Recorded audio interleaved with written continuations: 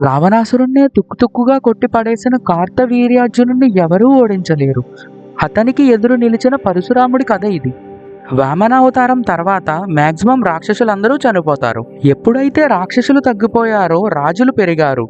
ప్రజల మీద వాళ్ళ క్రూరత్వం పెరిగిపోయింది. ఆ సమయంలోనే రుచికుడు అనే బ్రాహ్మణ ముని గాది మహారాజు యొక్క కూతురు సత్యదేవి నచ్చి, నీ కూతురుణ్ణి నాకిచ్చి వివాహం చెయ్యి అని అడుగుతాడు. అప్పుడు గాది మహారాజు, నాకు ఒక చెవి మాత్రమే నల్లగా ఉండి మిగతా శరీరం అంతా తెల్లగా ఉండే 1000 గుర్రాలు దానంగా ఇవ్వాలి అంటాడు. అప్పుడు రుచికుడు తపస్సు చేసి ఆ గుర్రాలని ఇచ్చి సత్యదేవిని పెళ్లి చేసుకుంటాడు. సత్యదేవికి పిల్లలు లేరు. వాళ్ళ తల్లికి కూడా ఒక్కతే కూతురు. అందుకని నాకు మా తల్లికి మగపిల్లలు కావాలి అని తన మావయ్య భృగు మహర్షిని అడుగుతుంది. అప్పుడు భృగు మహర్షి 2 గిన్నెలు ఇచ్చి, ఈ గిన్నెల్లో ఉన్నవి వేరువేరు పదార్థాలు. ఒక గిన్నెలో పదార్థం తింటే చాలా రాయల్గా యాంగ్రీగా ఉండే పరాక్రమవంతుడు పుడతాడు. ఇది మీ అమ్మకి ఇవ్వు, ఎందుకంటే మీ అమ్మ వాళ్ళది రాజుల వంశం కాబట్టి అంటాడు. వేరే గిన్నె నుండి తింటే అపర జ్ఞాని పుడతాడు. అందుకే ఇది నువ్వు తిను, ఎందుకంటే బ్రాహ్మణ కుటుంబం కాబట్టి అంటాడు. అప్పుడు పొరపాటున గిన్నెలు మారిపోతాయి. ఇది తెలుసుకున్న సత్యదేవి నాకు అపరజ్ఞానే కావాలి అని భృగు మహర్షిని అడిగింది. అప్పుడు భృగు మహర్షి, నువ్వు ఆ మొదటి గిన్నెలో పదార్థం తిన్నావు కాబట్టి నీ వంశంలో పరాక్రమవంతుడు పుట్టాలి. కానీ నువ్వు అడిగావు కాబట్టి నీకు బ్రహ్మజ్ఞాని అయిన జమదగ్ని పుడతాడు. తన కడుపున ఆ పరాక్రమవంతుడు పుడతాడు అని చెప్తాడు.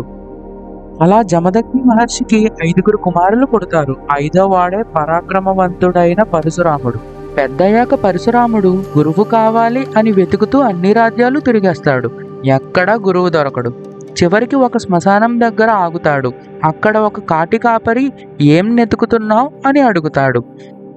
అప్పుడు పరశురాముడు, గురువుని వెతుకుతూ వచ్చా అంటాడు. నాకు ఎలాంటి గురువు కావాలంటే, నాకు ఏం కావాలో తెలిసేలా చేసేవాడు, అలా నాకు కావలసిన దాన్ని సాధించుకునే విద్య నేర్పేవాడు కావాలి అంటాడు.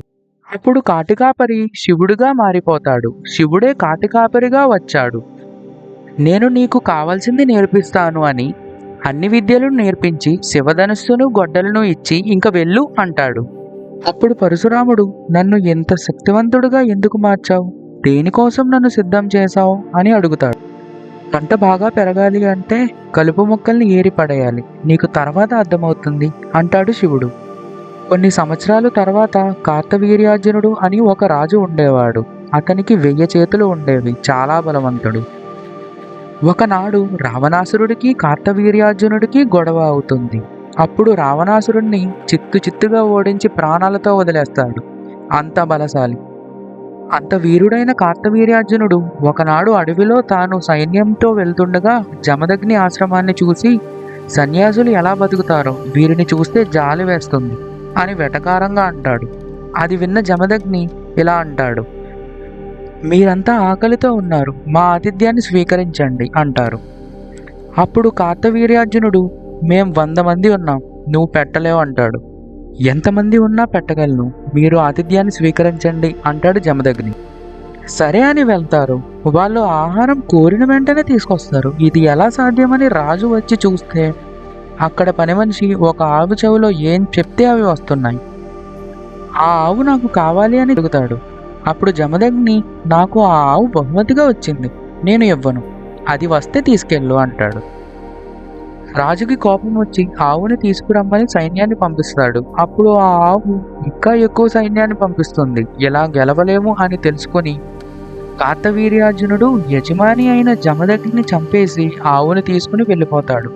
అది చూసి పరశురాముడు తల్లి అయిన రేణుకాదేవి పరశురాముడితో, క్షత్రియులు రాక్షసుల కన్నా చాలా దారుణంగా తయారయ్యారు, ఇలాంటి క్షత్రియులు లేకుండా చెయ్యి అని పరశురాముడి దగ్గర మాట తీసుకుని చనిపోతుంది.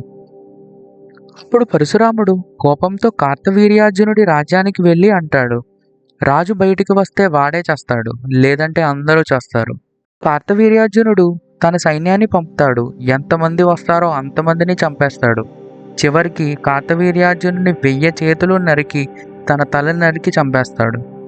తర్వాత 21 సార్లు భూమి చుట్టూ తిరిగి దారిలో కనిపించిన క్షత్రియులందరినీ చంపేస్తాడు. తర్వాత ఒక ముని కోరిక మీద అస్త్ర సన్యాసం తీసుకుంటాడు. అటువంటి గొప్ప పరాక్రమవంతుడైన పరశురాముడు భీష్ముడు గురువు. పరశురాముడికి చావు లేదు. అధర్మం ఎక్కువైనప్పుడు పరశురాముడు వస్తాడు. రామాయణంలోనూ ఉంటాడు, భారతంలోనూ ఉంటాడు. నా ఎక్స్ప్లెనేషన్ మీకు నచ్చితే వీడియోని లైక్ చేసి ఛానల్ని సబ్స్క్రైబ్ చేసుకోండి.